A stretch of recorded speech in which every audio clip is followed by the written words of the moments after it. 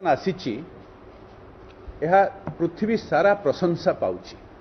समय थिला प्रत्येक किछि समस्या रे आमे अन्य देश मानकर साहाय्य उपरे निर्भर थिलु।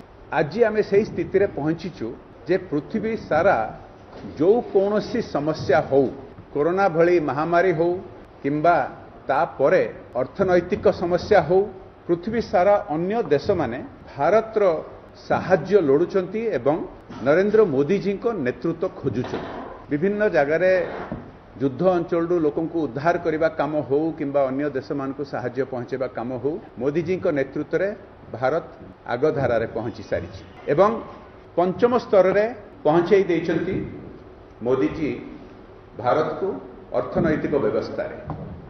मोदी जी ग्यारंटी आगामी 5 वर्ष भितर भारत तृतीय स्थान में पहुंचब।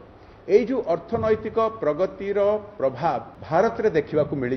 25 कोटी जनसाधारण गरीबी रेखार ऊपर को उठी पारिछंती, किंतु भारतर ए प्रगति मझिरे ओडिशा वंचित रही जाइछि। जेभली 10 वर्ष भितर भारत को पृथ्वी सारा 5 नंबर स्थान को मोदी जी आनी पारिछंती, एठी मध्य 25 वर्ष शासन परे ओडिशा को भारत रे 5म स्थान को आनी हेई थांता, किंतु संपूर्ण भावरे सेटा फेल मारिछि।